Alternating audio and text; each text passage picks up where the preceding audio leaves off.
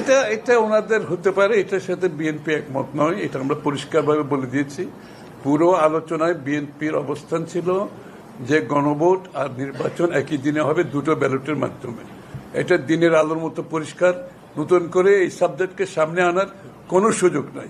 সেটা যেই বলুক, যারাই সেটা প্রতিবেদন দেখ, সেটা তাদের সমস্যা, এটা বিএনপির সমস্যা না। এই ব্যাপারে আলোচনার কোনো সুযোগ নাই।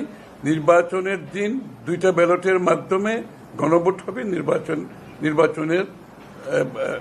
নির্বাচন প্রার্থীর পক্ষে ভোট প্রদান করা হবে।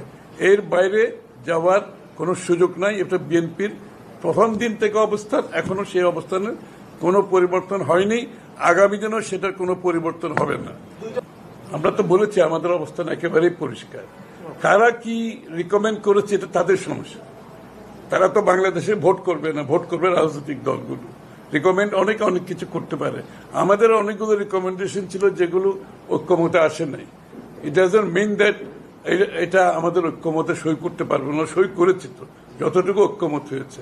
একটা জিনিস বুঝতে হবে, প্রত্যেক কিছু ঐক্যমতের পরিপ্রেক্ষিতে সমাধান হতে হবে। ঐক্যমতের বাইরে গিয়ে কে কি বলছে, কে কি রিকমেন্ড করছে, এটা তাদের ব্যাপার, থাকতেই পারে, আমাদের সেখানে কোনো অসুবিধা নাই। কিন্তু ঐক্যমতের বাইরে গিয়ে কোনো সিদ্ধান্ত দেওয়ার কোনো সুযোগ নাই। যেহেতু বিএনপি এখানে ঐক্যমত পোষণ করে না, সেদিকে যাওয়ার আর কোনো মূলত উঠে এসেছে। আপনারা বুঝতেই পারছেন এখানে নির্বাচনকে সামনে নিয়ে আমাদের আগামী নির্বাচনের জন্য প্রস্তুতি কি আছে, নির্বাচন কমিশনের প্রস্তুতি, নির্বাচন কমিশনের কর্মকাণ্ড, বিএনপির প্রস্তুতি, স্বাভাবিকভাবে নিরপেক্ষ গ্রহণযোগ্য নির্বাচনের বিষয়টি উঠে এসেছে।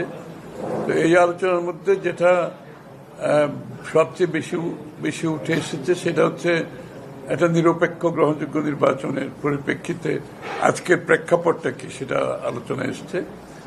তো আমরা যেটা বলেছি যে এখানে বাংলাদেশের মানুষ কিন্তু বিগত এক দশকেরও বেশি সময় একটি দাবির উপরে, নির্বাচনের ব্যাপারে যেটা উঠে এসেছে সবসময়, সেটা হচ্ছে তত্ত্বাবধায়ক সরকারের বিষয়টা গত এক যুগের বেশি ধরে আলোচনায় আছে। যেহেতু বাংলাদেশের সুষ্ঠু নির্বাচনের অভাবে শেখ হাসিনা পুরো নির্বাচন ব্যবস্থাকে দখল করে বারবার ক্ষমতা দখল করেছে, সেই প্রেক্ষাপটে তত্ত্বাবধায়ক সরকারের বিষয়টা গত এক দশকের চেয়ে বেশি সময় আলোচিত হয়েছে। এবং আলোচিত হচ্ছে এই কারণে যে তত্ত্বাবধায়ক ব্যতীত বাংলাদেশের নির্বাচন গ্রহণযোগ্য নয়।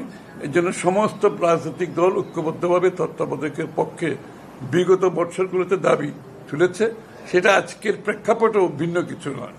যদিও বা আজকে একটা আমাদের ইন্টারিম গভর্নমেন্ট আছে, এটা কোনো দলীয় সরকার নয়, কিন্তু তারপর ইন্টারিম সরকারের ভিতরে যে কিছু কিছু লোক আছে যারা প্রশ্নবিদ্ধ হয়েছে, শুধু বিএনপি কর্তৃক প্রশ্নবিদ্ধ হয়নি, অন্যান্য রাজনৈতিক দলের পক্ষ থেকে প্রশ্নবিদ্ধ হয়েছে। সরকারের মধ্যে যারা আছে, যারা একটু বিতর্কিত হয়ে গেছে ইতিমধ্যে, এবং যে কাজগুলো হয়েছে সে কাজগুলো আবার রিভিউ করে